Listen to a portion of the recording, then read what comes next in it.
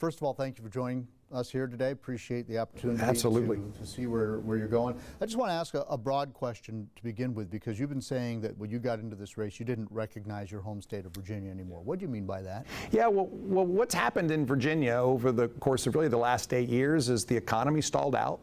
And schools all of a sudden started dropping in rankings and expectations, and our kids' performance started to drop, and Virginia became more dangerous. We're at a 20-year high in murder rate, and we've seen Virginia get really expensive for people, and all of a sudden we're higher than the national average in cost of living, and we watch taxes go up, and that's not the Virginia that I know. And the Virginia that I know should, in fact, be one where we have the best jobs and we have the best schools and we, in fact, have the safest communities and we have a lower cost of living that makes people want to be here as opposed to move away. And so, yeah, that's the Virginia that I'm really focused on getting moving again. Because I think we can go to work together as Virginians and, in fact, reestablish expectations of excellence in our schools.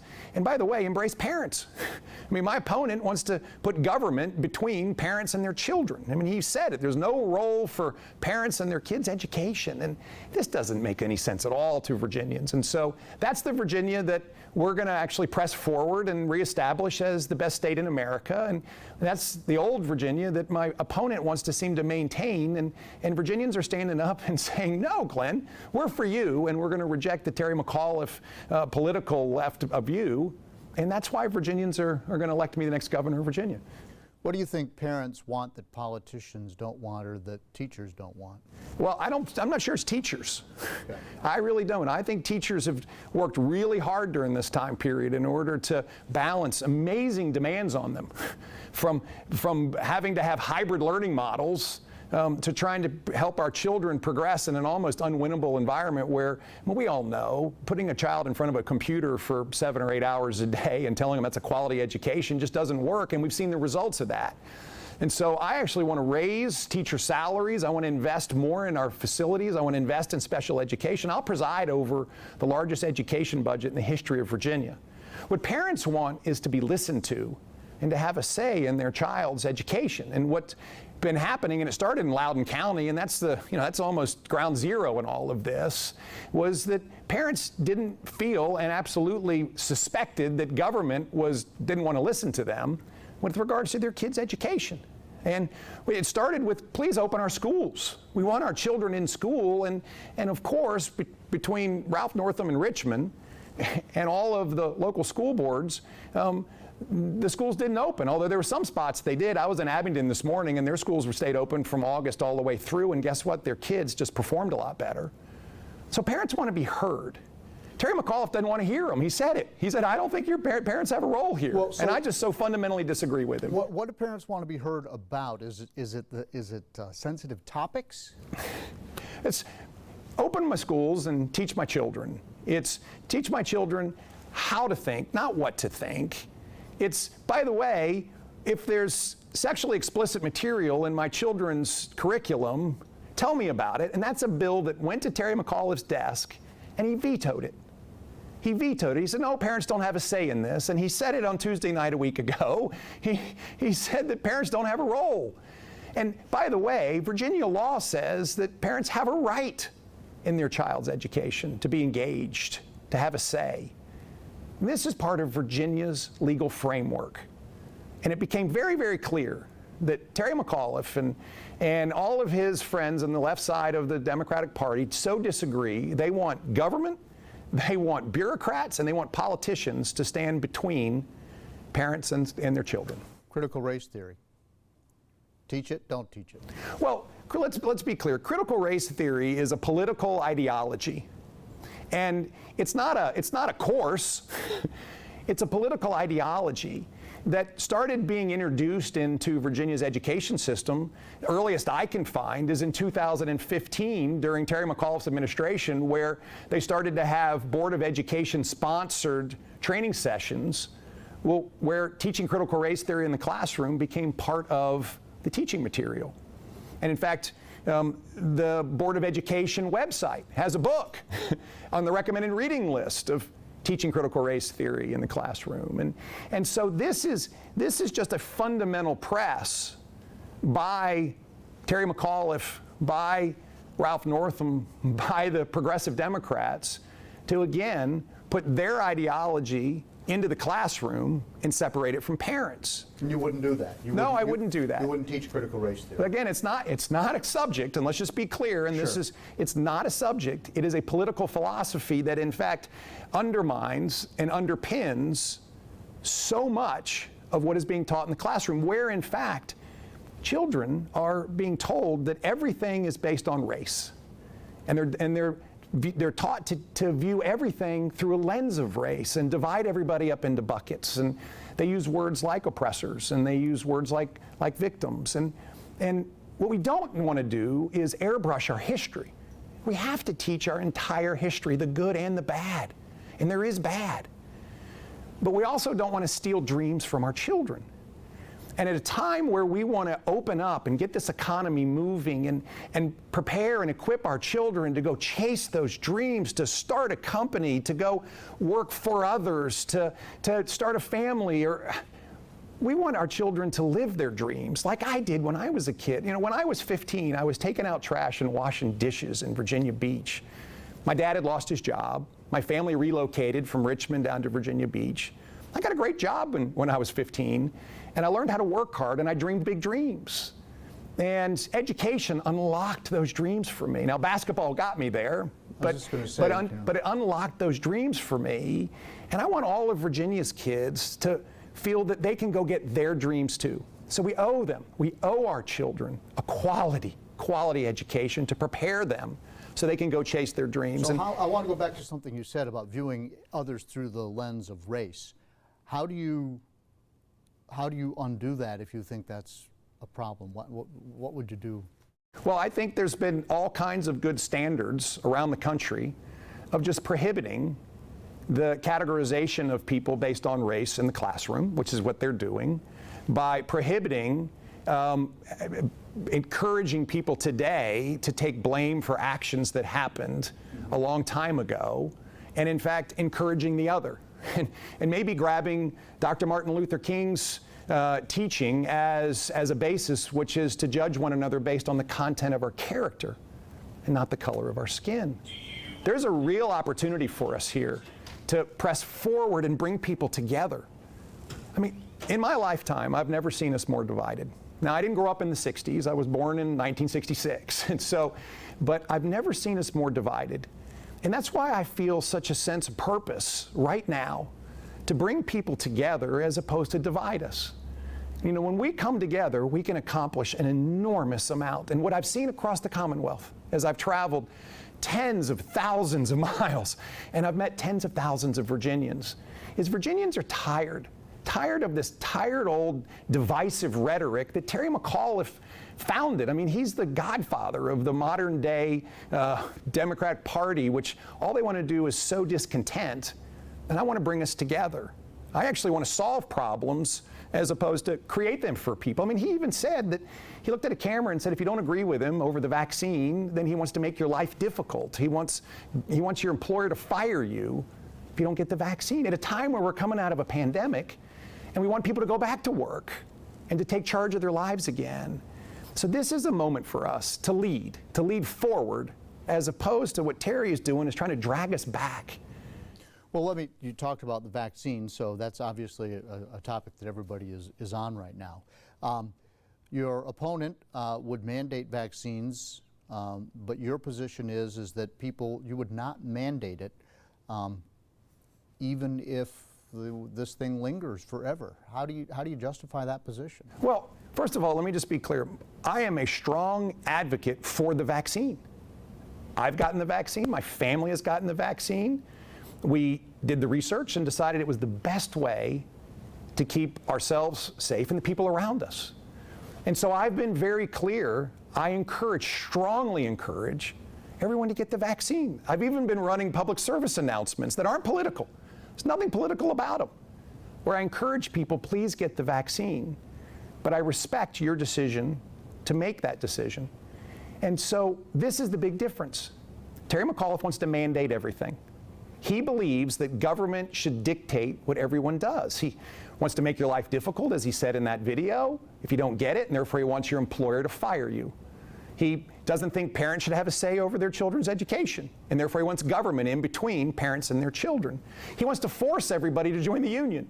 He wants to get rid of our right to work status in Virginia and force everyone to join the union, whether they want to join it or not. The fundamental difference here is that I respect Virginians, and I want to go to work for them. I want to provide them with all the best information. I want to role model that I got the vaccine. I want to bring ambassadors in to help us communicate that the vaccine is really a good thing. And I want to make the vaccine available. I mean, Virginia was ranked 50th in the nation in the vaccine rollout, 50th.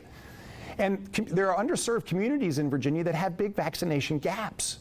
And when I visited these communities, because I've physically been there and I asked questions about the vaccine, there were questions about how to even go get it and where to go. How do I get there?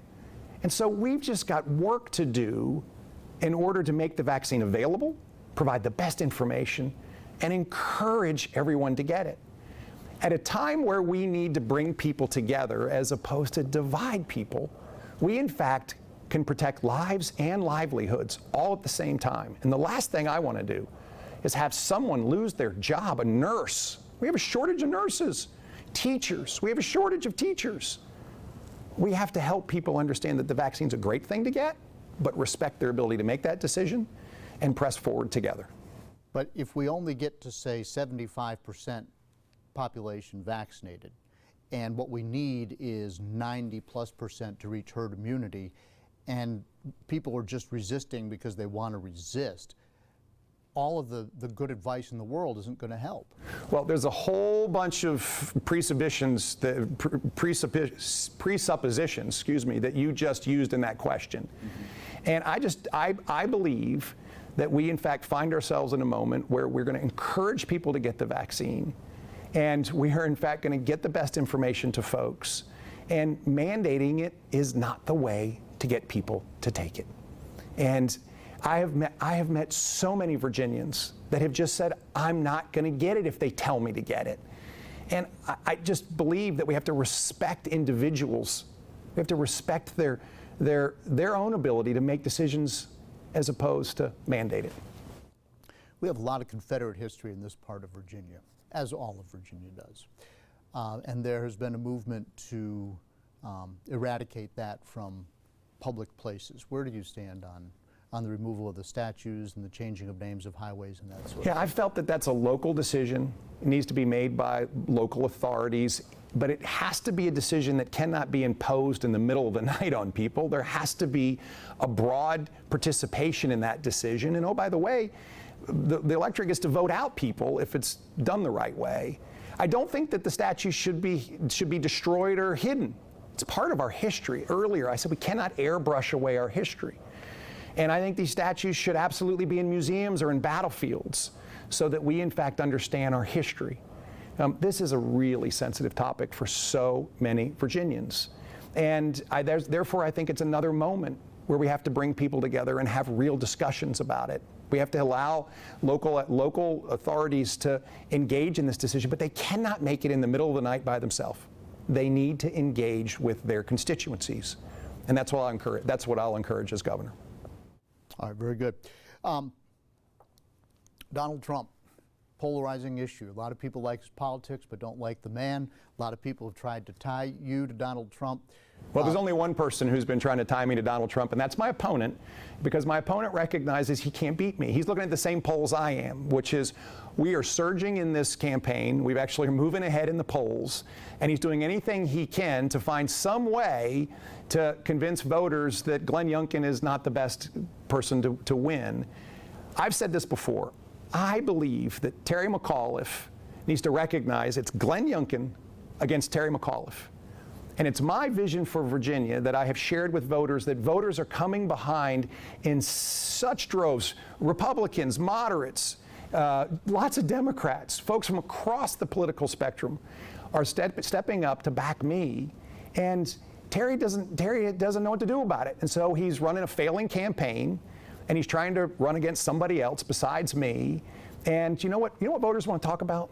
Voters want to talk about the cost of living in Virginia. They want their taxes cut because we're overtaxed. Voters want to talk about schools because our schools are failing our kids, and I'm going to reestablish excellence in our schools.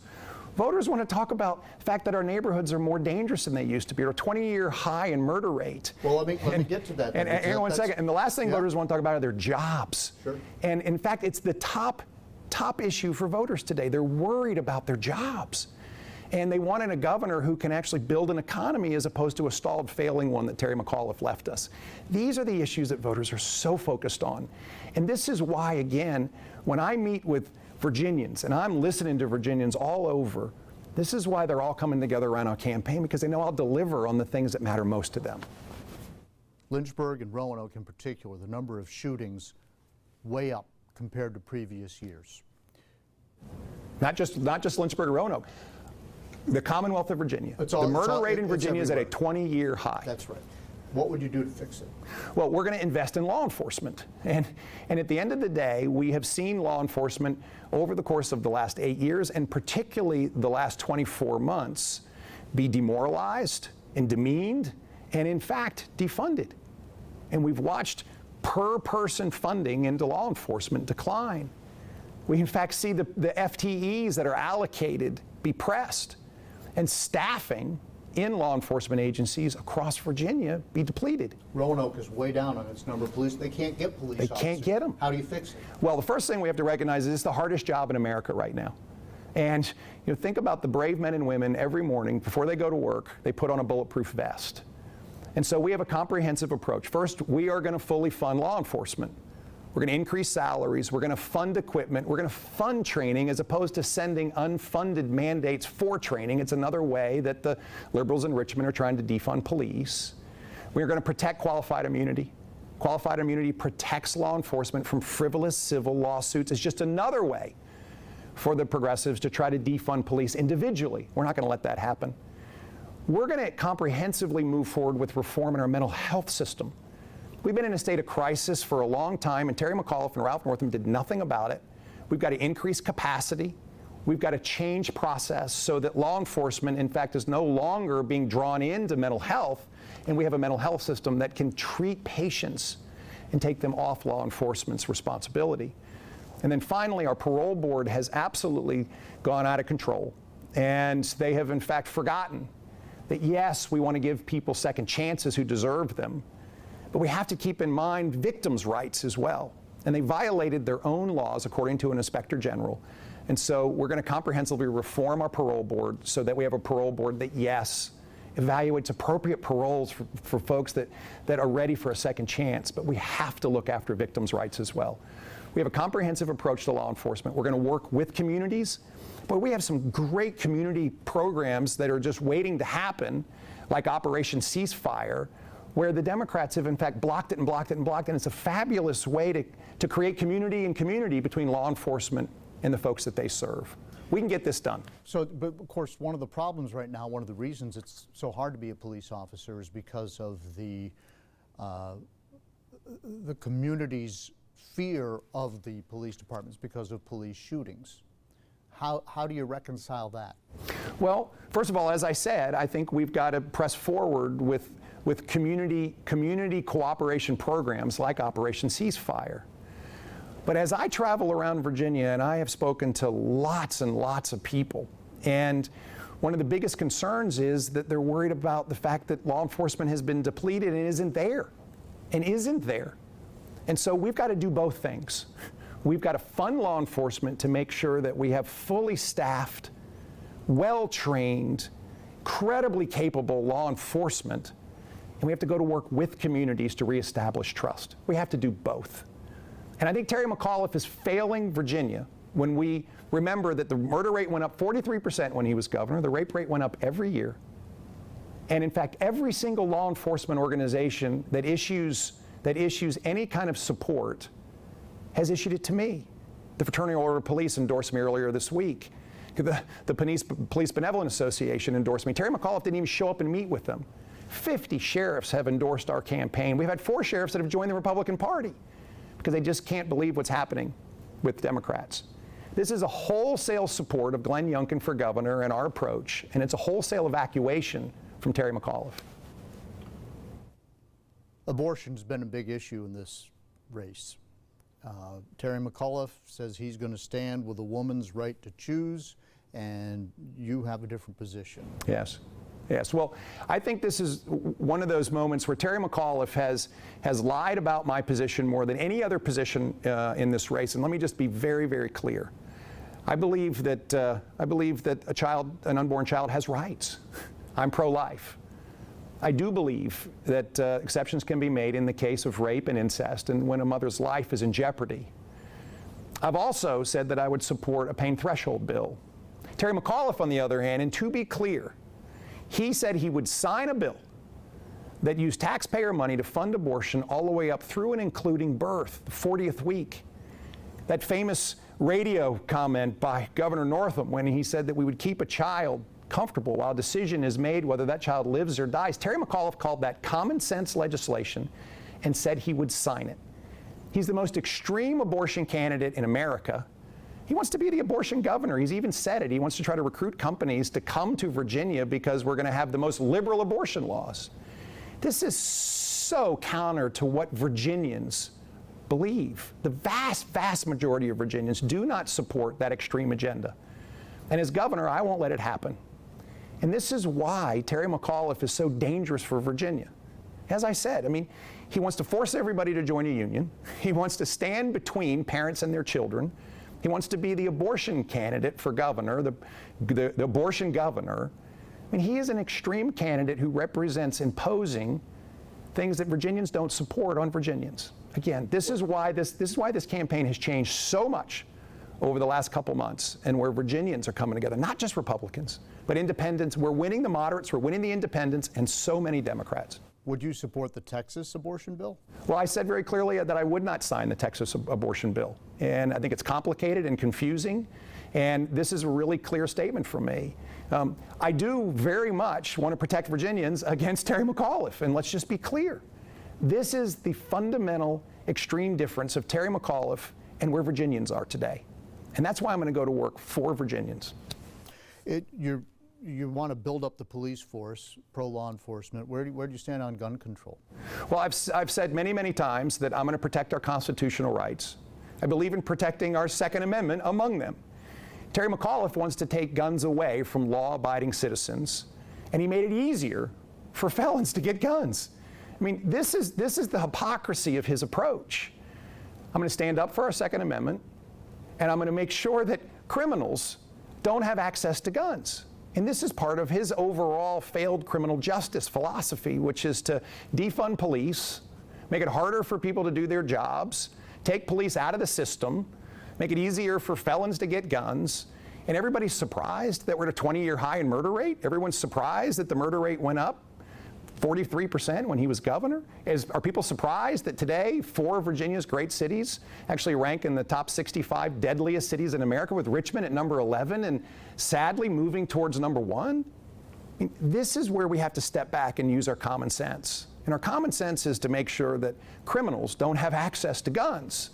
And how do you do that? How do you let the guy who wants to have his gun because he's a gun enthusiast have his gun, but prevent the criminal from getting it? Well, the first thing we have to do is go back and recognize that what Terry McAuliffe did when he passed all his legislation, according to the Washington Post, was make it easier for criminals to get guns. The second thing we do is we invest in law enforcement.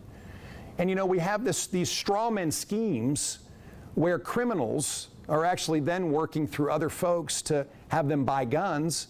And we've had some unbelievably competent law enforcement heroes break up these schemes. And we have to fund this.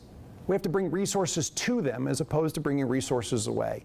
What I am constantly just almost dumbfounded by is the view that taking resources away from law enforcement is going to make our communities safer. I mean, Terry McAuliffe embraced an endorsement from the new Virginia majority that wants to defund police and close prisons. And he said, I was very pleased to get that endorsement. And they're out knocking doors for him in Northern Virginia, trying to get people to vote for him. I mean, this is so radical and out of bounds and candidly dumb. We've got to reinforce law enforcement and invest in them in order to have safe communities. John, we have time for one more question. One more question. Okay, very good. Thank you. I appreciate that. Give me a grade on the Biden administration so far. It's an F. It has to be. I mean, look what's happened. We have this just immense failure in Afghanistan, where we abandoned Americans, abandoned our military, abandoned our allies, abandoned Afghans who had been shoulder to shoulder with us. And today we see the repercussions of that. How about COVID? And with well, Biden? and we see what's happening at the border. And we have an absolute crisis at the border. And that is Joe Biden's and Kamala Harris, who's supposed to be in charge of it, but she never goes. I mean, we have a crisis at the border. We have a human catastrophe going on at the border made by Joe Biden. We've watched our economy, in fact, struggle. They created a flash-in-the-pan economy. I said it months ago, that in fact, when you forget that the best thing we can do is help people get back to work so that we have a robust, dependable, durable economy, then you've forgotten everything we know about, one, human dignity, and second of all, what makes a vibrant economy. And now we find ourselves in a moment where we're seeing all of the economic statistics really point to a really bad outcome. Inflation up, job numbers nowhere where they're supposed to be. And people scratch their head and say, how's Joe Biden doing? Well, I'm telling you, Joe Biden has done a bad job for America, and Terry McAuliffe embraces every single one of the philosophies that Joe Biden does. He just does. I mean, if Bill and Hillary Clinton had a child that was a boy, it would be Terry McAuliffe, and his uncle would be Joe Biden. They just philosophically are all locked at the hip. I mean, Joe Biden came and campaigned for him. And I just so believe that Virginia can do so much better. I mean, our economy has been stalled, our schools have struggled, communities aren't safe, the cost of living has gone through the roof, and then Terry McAuliffe has hundreds of pages of policy that's going to cost Virginians $16 billion. Every Virginian's going to get a $5,400 tax bill for their family. And I'm trying to bring taxes down. I've got a whole plan to cut the tax burden for Virginians. It's going to be worth almost $1,500 for a family of four in year one. And Terry McAuliffe wants to pile on more taxes, $5,400 more. There's just such a fundamental difference on the fact that I know that's Virginians' money, not Terry McAuliffe. We have plenty of money to run our government and what we want to do. We can invest in schools and invest in law enforcement and invest in our jobs machine. And this is what Virginians want. They want a better Virginia, not recycled policies from a tired politician.